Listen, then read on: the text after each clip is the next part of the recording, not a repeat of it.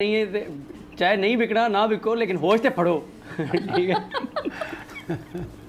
ٹھیک ہے. اچھا تو بات یہ ہے یار کہ مطلب سیاسی طور پہ تو جو ہونا ہے سو ہونا ہے, ہوش سے پڑھو تھوڑا سا, مطلب تو بات تو ہو ٹھیک ہے. تو بات یہ ہے سمیع صاحب, دیکھیں کچھ چیزیں ہیں, آپٹکس بڑے امپورٹنٹ ہوتے ہیں. پہلا آپ جب اناؤنس کر رہے ہیں بڑی امپورٹنٹ ہوتی ہیں, امیجز بڑے امپورٹنٹ ہوتے ہیں, تصویریں بڑی امپورٹنٹ ہوتی ہیں.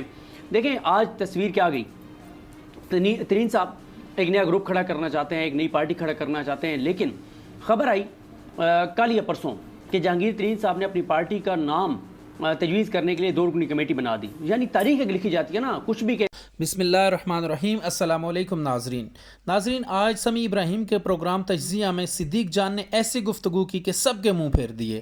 آئیے ہم پہلے آپ کو وہ گفتگو سناتے ہیں, پھر اس کے بعد بات کرتے ہیں. صدیق جان آپ کی طرف آتا ہوں. دیکھیں ابھی میں یہ جب آپ بات کر رہے تھے تو میں ہمارے دوست اسد اللہ خان ان کا ایک ٹویٹ پڑھ رہا تھا. انہوں نے تصویریں لگا کے نا جو رہنما منہ چھپا کے بیٹھے ہیں اور بالکل مرجھائے ہوئے بیٹھے ہیں, تو انہوں نے ایک لطیفہ ٹویٹ کیا. انہوں نے کہا کہ ایک شخص نے بے روزگاری سے تنگ آ کے اور فروٹ کی ریڑھی لگائی اور پہلے ہی دن وہ بیچنے کے لیے کنو لے آیا.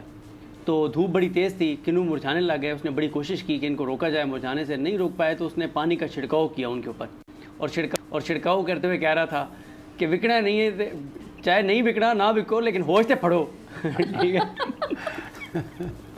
ٹھیک ہے. اچھا تو بات یہ ہے یار کہ مطلب سیاسی طور پہ تو جو ہونا ہے سو ہونا ہے, ہوش سے پڑھو تھوڑا سا, مطلب تو بات تو ہو ٹھیک ہے. تو بات یہ ہے سمیع صاحب, دیکھیں کچھ چیزیں ہیں, آپٹکس بڑے امپورٹنٹ ہوتے ہیں. پہلا آپ جب اناؤنس کر رہے ہیں بڑی امپورٹنٹ ہوتی ہیں, امیجز بڑے امپورٹنٹ ہوتے ہیں, تصویریں بڑی امپورٹنٹ ہوتی ہیں.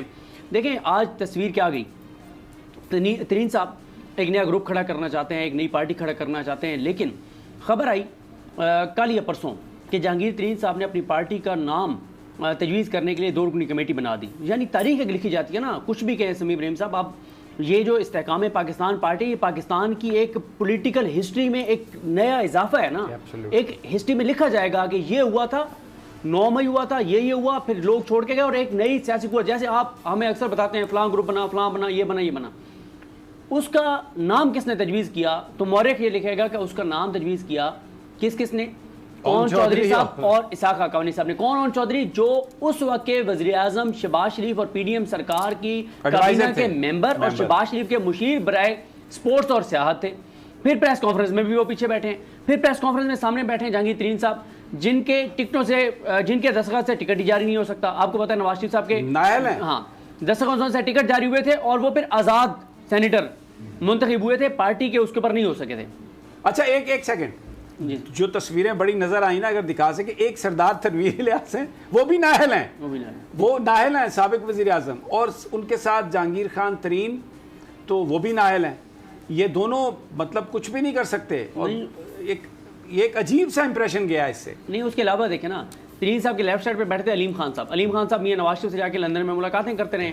اچھا ترین صاحب کا جو گروپ ہے وہ نون لیگ کا حصہ بن گیا تھا 17 جولائی کو, اور ابھی تک انہوں نے اناؤنس نہیں کیا کہ ہم نون لیگ سے الگ ہو گئے ہیں. ٹھیک ہے. اچھا پھر اس کے بعد کون بیٹھے تھے, عامر کیانی صاحب, وہ سیاسی طور پر ان کی کیا وہ ہے, وہ سب کے سامنے ہے. عمران اسماعیل صاحب, ان کا کوئی حلقہ نہیں ہے. پھر آپ دیکھیں کہ فواد چودھری صاحب کی جگہ اسٹیج پر تھی, وہ اسٹیج پر نہیں بیٹھے. پھر ایک اور چیز, آپ کے ایک دوست ہیں جو اکثر بتاتے ہیں کہ وہ کیا وہ پتہ نہیں, ایک آپ نے ٹویٹ بھی کیا تھا, بہرحال نام میں ان کا نہیں لیتا, انہوں نے ایک ٹویٹ کیا کہ 302 لوگ جو ہے نا وہ خیر بات گائے گئے ہیں تحریک انصاف کو. آج وہ 302 لوگ کہاں پہ تھے اس حال میں ٹوٹل ملا کے, اور کوئی 100 سے زیادہ میڈیا کے لوگ تھے, اور باقی 15-20 وہ لوگ تھے جنہوں نے آج گروپ جو ہے وہ اناؤنس کیا ہے.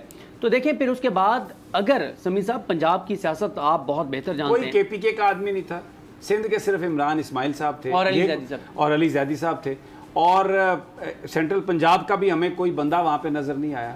صرف وہ سرائکی کے چند لوگ تھے, یا وہ لوگ جن کے آپ نے نام لے لیے ہیں جو اپنے حلقوں میں نہیں جیت سکتے. دیکھیں سمیع صاحب, ایک اور چیز یہ ہے کہ یہ جتنے بھی لوگ بیٹھے تھے ان کی سیاسی طور پہ تو سب کے سامنے صورتحال. مسئلہ یہ ہے کہ کوئی بھی اتنا بڑا نام جو ایکسپیکٹ کیا جا رہا تھا کہ کوئی بہت بڑے الیکٹیبلز وہ بھی اس میں نہیں تھے. اور پھر دیکھیں جس نے بھی پنجاب میں سیاست کرنی ہے اس کو anti P D M, anti P M L N سیاست کرنی پڑے گی. اور پھر رہی سے کسر اس وقت نکلی جب نعمان لنگڑیال صاحب, وہ بھی آپ کو پتہ ہے نون لیگ کے ٹکٹ پہ جیتے تھے, وہ تو کہہ رہے ہیں کہ ہم نون لیگ کے ساتھ سیٹ ایڈجسٹمنٹ کریں گے. اچھا عطا طارڑ صاحب کی ایک سٹیٹمنٹ ہے کہ ایکسلنٹ ورکنگ ریلیشن شپ ہے ہماری, ان کے ساتھ جہانگیر خان ترین کے ساتھ، تو پھر ایک نئی جماعت جو ہے وہ کس طریقے سے وہ اس ووٹ بینک کو کلیم کر لے گی، اپنی طرف لے آئے گی، جو پیپلز پارٹی سے تنگ ہے، جو نون لیگ سے تنگ ہے۔ جی تو ناظرین، آپ کو یہ گفتگو کیسی لگی؟ اپنی رائے سے ہمیں ضرور آگاہ کیجیے گا اور ہمارے چینل کو ضرور سبسکرائب کیجیے گا۔ اپنا خیال رکھیے گا، اپنے اس چینل کا بھی تب تک کے لیے اجازت دیجیے۔ اللہ حافظ۔